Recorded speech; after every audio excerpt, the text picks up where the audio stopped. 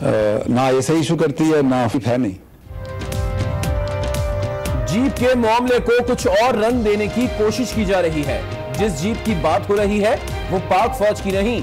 DGISPR major general Asif Ghafoor की वजाहत, कहते हैं इंतखाबी निशान फौज या ISI अलॉट नहीं करती, हर चीज को शक की नजर से ना देखने की अपील की।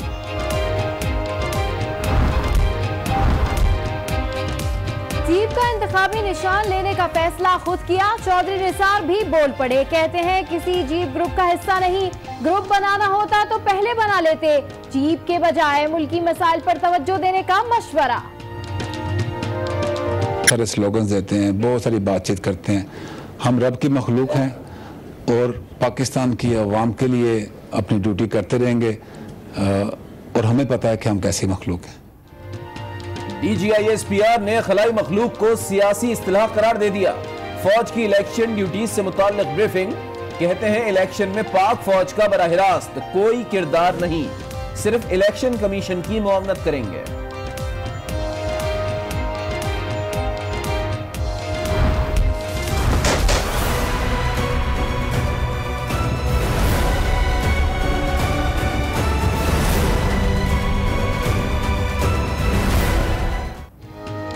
नकीब कत्ल केस के मरकजी मुलजिम राव अनवार की जमानत मंजूर हो गई। साबिक SSP मलीर 10 लाख रुपए मचलका जमा कराएं। इंसदाद दहशतगर्दी अदालत का हुक्म, 5 जुलाई को फैसला महफूज किया गया था। तो मुजरिम आएंगे दोनों जिन्होंने इस कौम का 300 अरब रुपया चोरी करके बाहर लेके गए हैं, बड़े धूमधाम से लाहौर आ रहे हैं, ऐसे तैयारी कर रहे हैं कि जैसे वर्ल्ड कप जीत के आ रहे हैं लाहौर। बाप बेटी चोरी में पकड़े गए, लीगी ऐसे तैयारी कर रहे हैं जैसे नवाज शरीफ वर्ल्ड कप जीत कर आ रहे हों। इमरान खान का खिताब, कहते हैं शरीफ खानदान शर्म से मुंह छुपाने के बजाय मजलूम बना हुआ है।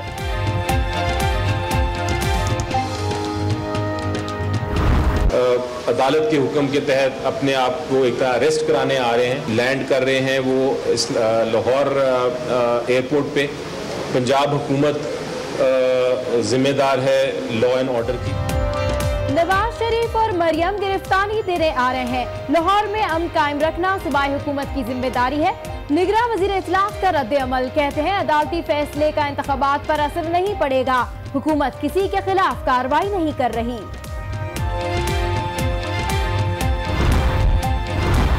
इलेक्शन कमीशन ने मुल्क भर के बल्दियाती इदारों के सरबराहान को मुअत्तल कर दिया। 25 जुलाई तक मुअत्तल रहेंगे। इक़दाम शफाफ इंतखाबात की गर्ज से किया गया। खतरों का खिलाड़ी जरदारी, खतरों का खिलाड़ी जरदारी, शेरों का शिकारी जरदारी, शेरों का शिकारी जरदारी, कुव्वत है हमारी जरदारी, कुव्वत है हमारी जरदारी, इन सब पे भारी जरदारी। मनी लॉन्ड्रिंग केस में पीपल्स पार्टी की बैठक, सुप्रीम कोर्ट में पेशी से मुताल्लिक मुशावरत। एतजाज एहसन, फारूक नायक, नैयर बुखारी और लतीफ खोसा शामिल।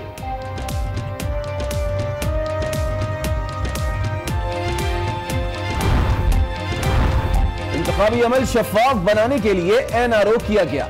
इक़दामात कानून के मुताबिक थे। परवेज मुशर्रफ का जवाब सुप्रीम कोर्ट में जमा करा दिया गया। कहा NRO के इजरा में बदनीयती शामिल नहीं।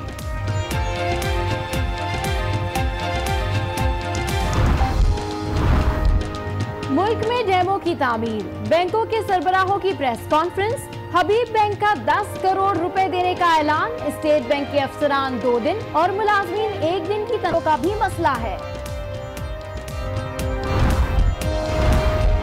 अमीर बादशाह और मोहम्मद डैम की तामीर, निगरां वजीर आला पंजाब ने 5 लाख रुपए का चेक जमा करा दिया। मेयर कराची ने भी 1 लाख रुपए अतिया कर दिए। अतिया अपने अकाउंट से दिया है। वसीम अख्तर की वजाहत।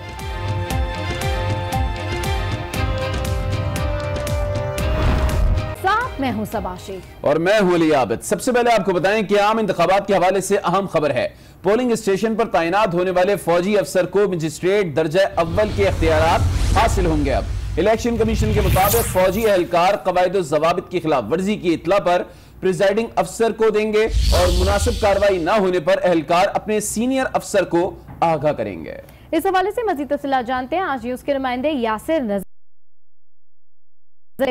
जी बिल्कुल, इस दफा इलेक्शन को पुरअमन बनाने के हवाले से इलेक्शन कमीशन ने जो ज़ाब्ता इखलाक तैयार किया है, जिसमें जो सिक्योरिटी के अफसरान होंगे, जो कमीशन अफीसर होंगे, जो फौजी अफीसर होंगे, उनको मजिस्ट्रेट दर्जा अव्वल के इख्तियार हासिल होंगे। उनको फौजी अफीसर जो है मौका पर दफा 174, 176, 174 और 183 के तहत सजा देने का उनका इख्तियार होगा। फौजी अफीसर इन दफा के तहत मौका पर भी सजा सुना सकेगा, जबकि सिक्योरिटी ड्यूटी वाला फौजी एहलकार जो है किसी भी गैर कानूनी सरगर्मी की इत्तला जो है प्रिजाइडिंग अफीसर को देगा। इसके अलावा प्रिजाइडिंग अफीसर अगर कार्रवाई नहीं करता तो इस मामले को फौजी अफीसर के नोटिस में लाएगा और फौजी अफीसर इस मामले की कार्रवाई करेगा, क्योंकि इलेक्शन कमीशन की तरफ से सिक्योरिटी के हवाले से बाकायदा तौर पर ये चीजें मेंशन की गई हैं कि अगर जो पोलिंग अफीसर है, प्रिजाइडिंग अफीसर है, वो किसी भी गैर कानूनी सरगर्मी को देखते हुए कार्रवाई नहीं करता तो वहाँ पर मौजूद फौजी एहलकार जो है इनकी सिक्योरिटी को देख रहा होगा तो वो उस पर कार्रवाई करने का मजाज होगा। जी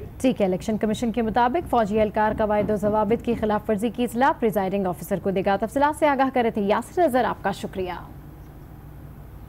और अभी आपको बताएं कि बिलावल हाउस लाहौर में पीपल्स पार्टी का अहम इजलास शुरू हो गया है। Chairman people's party Bilawal Bhutto Zardari और आसिफ अली जरदारी इजलास की सदारत कर रहे हैं। मज़ीद जानेंगे आज न्यूज के नुमाइंदे कमर जब्बार से। कमर, बताइएगा कौन कौन से अहम रहनुमा इस अहम इजलास में शरीक हैं, क्या फैसले मुतवक्के हैं?